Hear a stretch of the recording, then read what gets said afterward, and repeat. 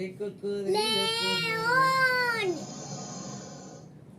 ¿Qué animal te Tigre. gustaría escuchar ahora? Tigre, Alesa, tigre. Aquí tienes un sonido de tigre.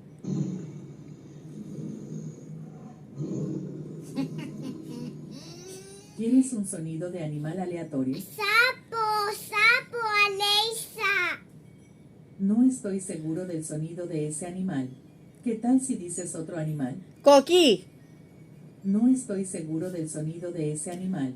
¿Qué tal si dices otro animal? Pollo. Aquí tienes un Pollito. sonido de pollo. Pollito.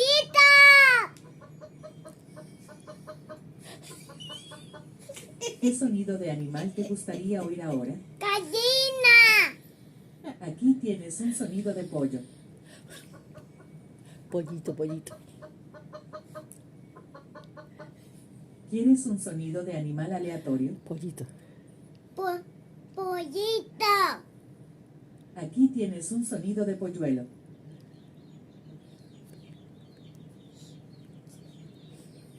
Cotorra. Prueba a decir Cotorra. otro animal. Cotorra. Aquí tienes un sonido de periquito. Prueba a pedir otro animal. O simplemente di aleatorio. Aleatorio. Aquí tienes un sonido de pollo. Gallo, gallo, gallo. ¡Un representante! Dile gallo, ¿Quieres gallo. un sonido de animal aleatorio? Otra vez. ¿Qué? Dilo otra vez. ¿Quieres un Gallo. sonido de animal aleatorio? Ahora, ahora. Gallo. Gallo. Aquí tienes un sonido de gallo. Intenta decir, reproduce automáticamente algunos sonidos de animales o simplemente di aleatorio. Conejo. Aquí tienes un sonido de conejo. Prueba a decir otro animal.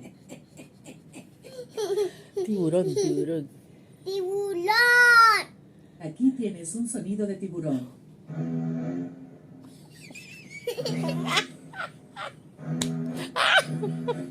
Así no hacen los tiburones allá. Esa es la película. ¿Qué animal te gustaría escuchar ahora? Pingüino, pingüino. Pingüino. Aquí tienes un sonido de pingüino. Prueba a decir otro animal. Mono. Pulpo. Ok, ¿qué tal si me pides gato?